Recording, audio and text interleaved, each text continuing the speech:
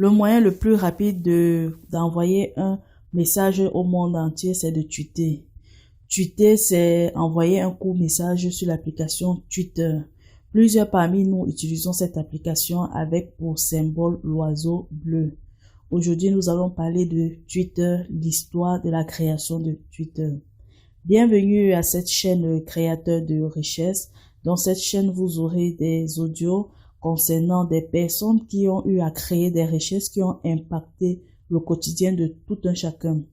Aujourd'hui, nous allons particulièrement nous intéresser à l'histoire de Twitter dont nous passons le temps à tweeter. Avant de pouvoir vous expliquer cela, restez jusqu'à la fin pour pouvoir connaître davantage la création de cette application. Mais avant cela, je vous invite à bien vouloir vous abonner à la chaîne Créateur des richesses, d'activer la cloche de notification afin d'être informé des prochaines diffusions que j'aurai à faire. Et aussi, allez dans la description, allez dans les commentaires, je vais épingler le e-book Créateur de richesses. C'est un e-book de quelques pages qui est gratuit, je vous l'offre, afin que vous puissiez avoir aussi la mentalité de ceux qui ont créé des richesses et d'être à votre tour des créateurs de richesses. Téléchargez ce e-book, il est gratuit et il est très instructif. Moi, c'est Marie-Nana de la chaîne Créateur de richesses. Aujourd'hui, nous parlons du réseau social qui est assez utilisé, à savoir Twitter. Qui est ou qui sont les fondateurs de Twitter? C'est quoi concrètement Twitter? Twitter est une application c'est un des réseaux sociaux, une application qui permet d'envoyer des courts messages. Et lorsqu'on la voit, on dit on tweet. Le symbole de cette application, c'est un oiseau bleu. Twitter a été créé par plusieurs personnes, des collaborateurs, à savoir Jack Dorsey, Evan Williams, Bill Stone et Noah Glass. Twitter a été créé précisément le 21 mars 2006. Quelques années après, à savoir en mars 2017, Twitter devient l'un des réseaux les plus utilisés dans le monde, à savoir avec pour compte 313 millions d'utilisateurs et qui augmente tous les jours. Là, je ne parle que de l'année 2017, ils étaient déjà à 313 millions et en cette année 2020, le total a nettement augmenté. Posez-vous la question maintenant à savoir d'où est venue l'idée de pouvoir créer l'application Twitter, parce que si ça a été créé, il a dû avoir une motivation, un déclic pour cette création. Sachez que d'où vient la création? La création vient du fait que déjà deux des collaborateurs qui ont créé l'application Twitter, à savoir Noah Glass et Evan Williams, ils travaillaient ensemble dans une start-up appelée Odeo. Le but de cette start-up était de créer une application pour publier les fichiers audio sur un blog à l'aide d'un moyen de téléphone. Ils se sont vite rendus compte que les postcards étaient déjà assez concurrentiels et l'équipe a été soumise à développer un nouveau service. C'est donc comme cela que, quittant d'un secteur où il y avait assez de concurrence, où ils ne pouvaient plus assez se positionner, ils ont donc décidé de créer une nouvelle chose pour pouvoir atteindre leurs objectifs. Dans la quête de la création d'une nouvelle application, l'un des collaborateurs, Jack Dorsey, qui est actuellement le PDG de Twitter, a eu l'idée au départ de pouvoir créer une application qui permettrait aux utilisateurs de partager facilement leurs petits moments de la vie avec leurs amis. Après avoir bossé dur sur ce projet avec leurs collaborateurs, ils ont eu une première version et une deuxième version qui n'avaient pas le nom de Twitter et qui ne correspondaient pas à ce qu'ils voulaient. C'est donc à la troisième version qu'ils ont donc baptisé cela au nom de Twitter.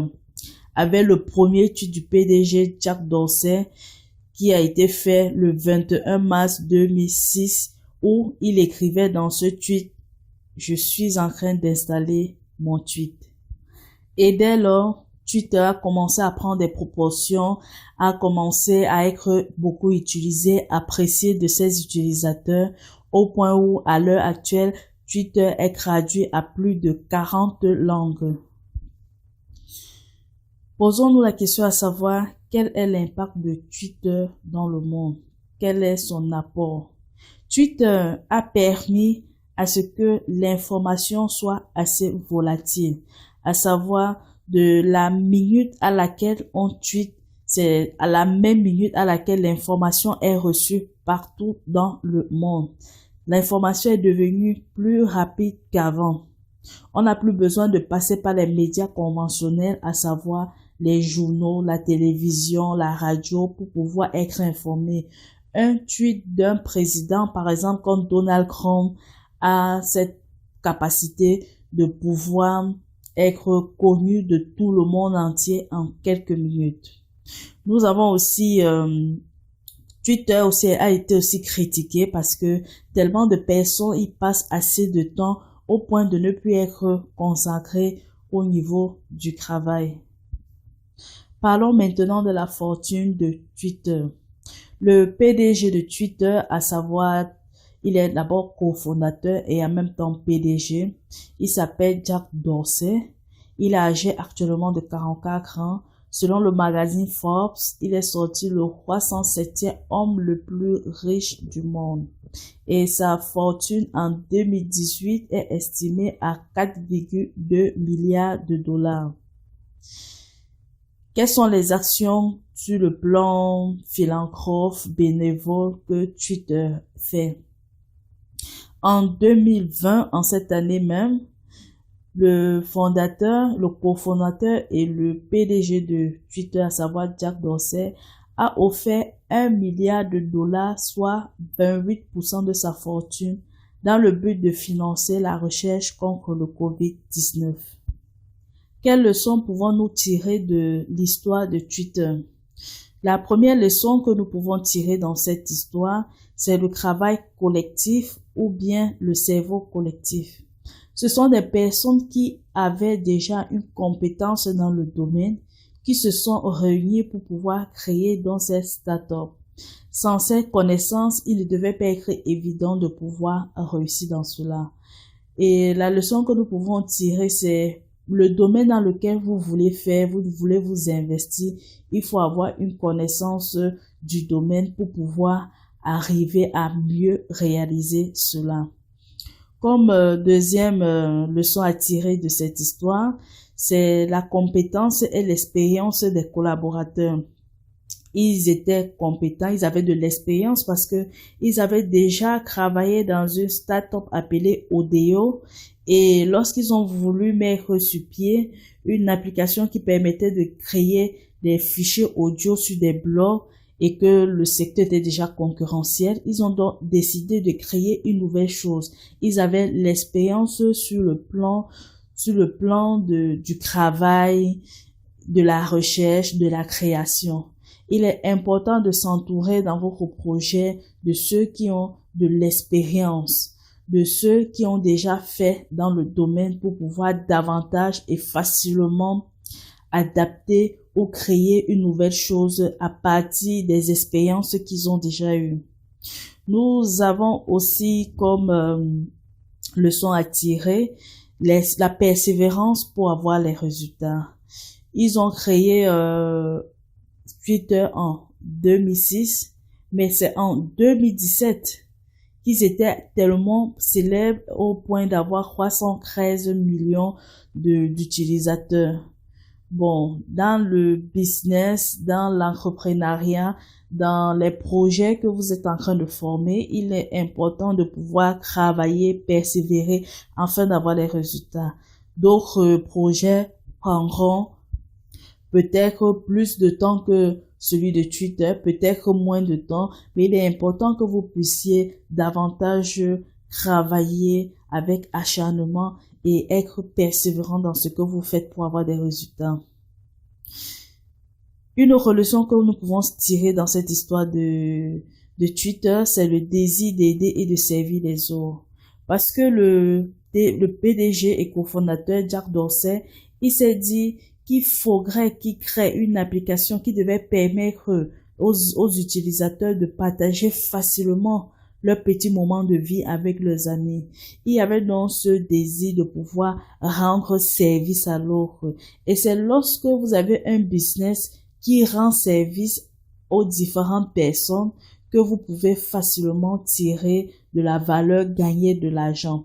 Quel est le service dont votre entourage a besoin? Lancez-vous dans cela, rendez ce service à plusieurs personnes, et pourquoi pas des millions de personnes. Cela fera de vous une personne assez puissante financièrement.